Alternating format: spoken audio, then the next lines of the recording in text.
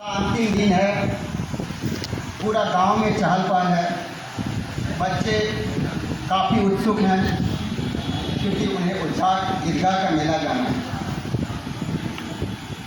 नए नए कपड़े पहने हैं, जिनके पास किन्हीं के चप्पल टूट गया है वो मोची के पास दौड़ के जा रहे हैं चप्पल बनवाने के लिए। किन्हीं के पायजामा में बटन नहीं है, वो बटन के लिए दर्जी के पास दौड़ के जा रहे हैं। इस तरह से पूरा गांव जो है बहुत उथल-पुथल है। खासकर बच्चों के बीच में जो है काफ़ी उत्साह है, क्योंकि आज रमज़ान का अंतिम दिन है, ईद है और सबको ईदगाह मेला जाना है। उसी गांव में एक अनाथ बच्चा रहता है जो अपनी दादी अमीना के साथ रहती है, रहता है। 5 साल का वो बच्चा, वो भी काफ़ी उत्सुक है, लेकिन गरीबी चरम सीमा पे है। अमीना आज सोचती है कि ये शायद ईद क्यों आया, जो शायद हमारे गरीबी को और उधेड़ने के लिए। आज अमीना के पास हमीद को देने के लिए कुछ नहीं है।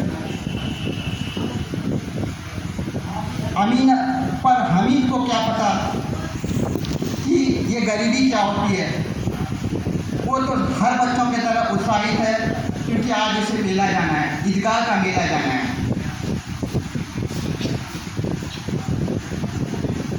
पिछले 2 सालों में हमीद ने अपने माँ बाप को खो दिया है, लेकिन उसकी अमीना बताती है कि उसके पिताजी, उसके अब्बा जो हैं वो शहर गए हैं और शहर में बहुत सारा पैसा कमाएंगे और उसके लिए बहुत ढेर सारे खिलौने लेके आएंगे। इसी उम्मीद में हमीद खुश है और उसकी अम्मा, जो कि अल्लाह के पास है, वो भी कुछ दिन के बाद लौट के आ जाएगी। हमीद हर बच्चों की तरह तैयार है। ईद का मेले में सारे बच्चे गांव से निकलना शुरू हो चुका है।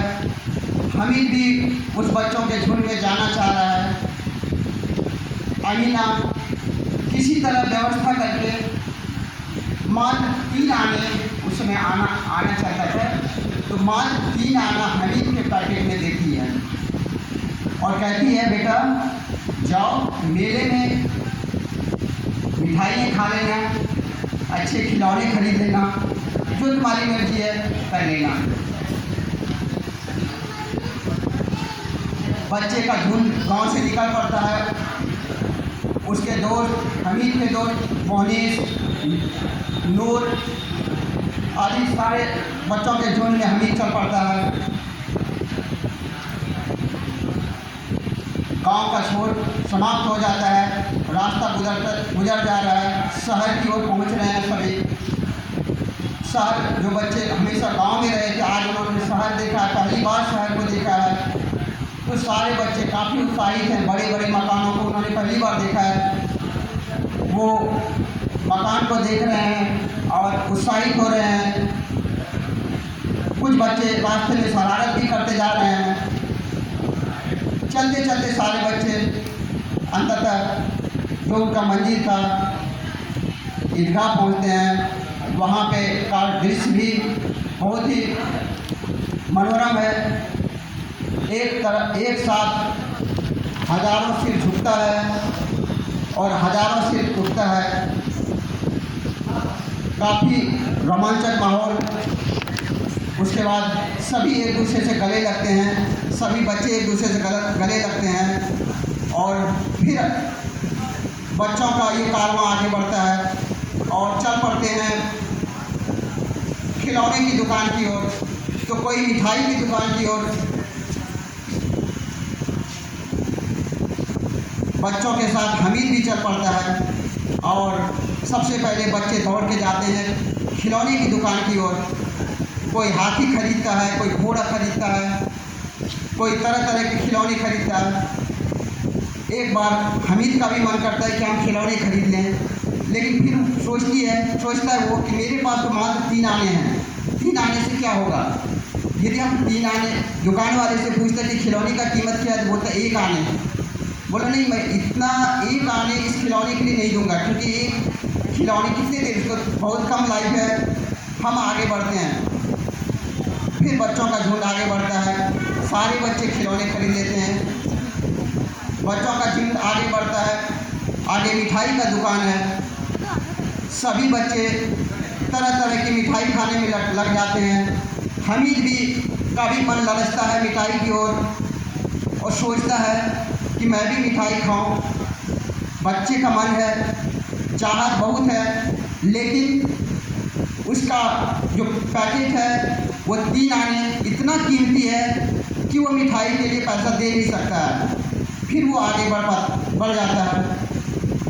बच्चों का झुंड आगे बढ़ते जा रहा है। सारे बच्चे, किसी ने खिलौने खरीदे, किसी ने मिठाई खरीदी, किसी ने घूमने वाला चक्री पे का आनंद लिया, लेकिन वहाँ भी दूर से ही हमीद देखता रहा। सारे बच्चे आगे बढ़ जाते हैं। तभी हमीद को एक लोहे का दुकान दिखाई पड़ता है साइड में, जहाँ पे बड़े बड़े मैच्योर लोग थे, वहाँ कोई बच्चा नहीं जाता था। लेकिन हमीद को दूर से ही पता नहीं क्यों उस लोहे की दुकान, शायद उसको लगा कि यहाँ कोई कीमती सामान होगा, और वो लोहे की दुकान की ओर चल पड़ता है।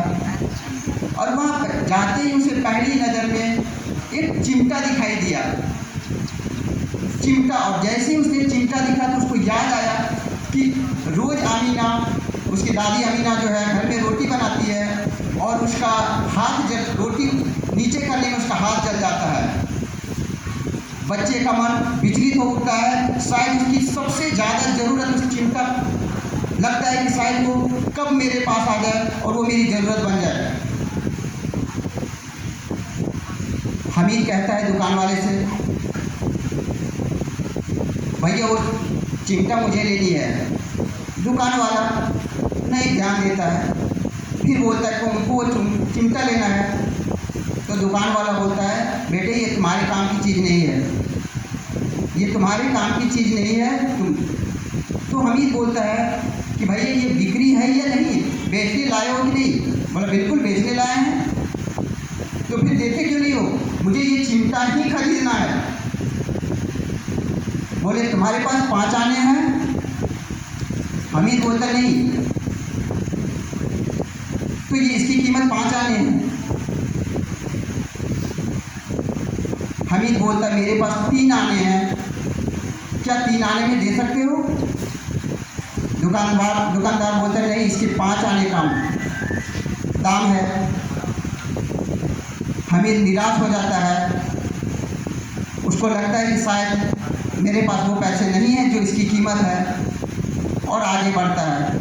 लेकिन पता नहीं दुकानदार को क्या लगता है, उसने कहता है इधर आओ, और चिमटा निकाल के दुकानदार ने हमीद के हाथ में थमा देता है। बदले में हमीद 3 आने दुकानदार को दे देता है।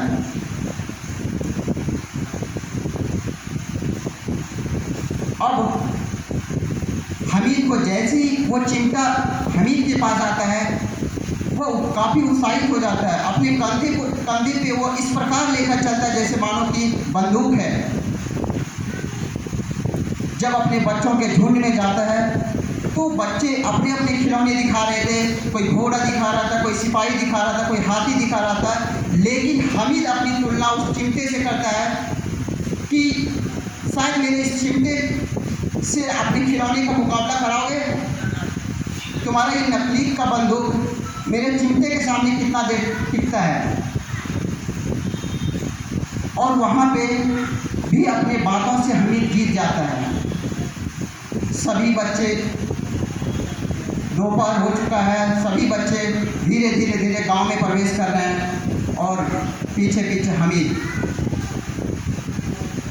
सभी बच्चे गांव में प्रवेश कर जाते हैं। मोहनीस जो उसका दोस्त है, उन्होंने खिलौने लिए हैं।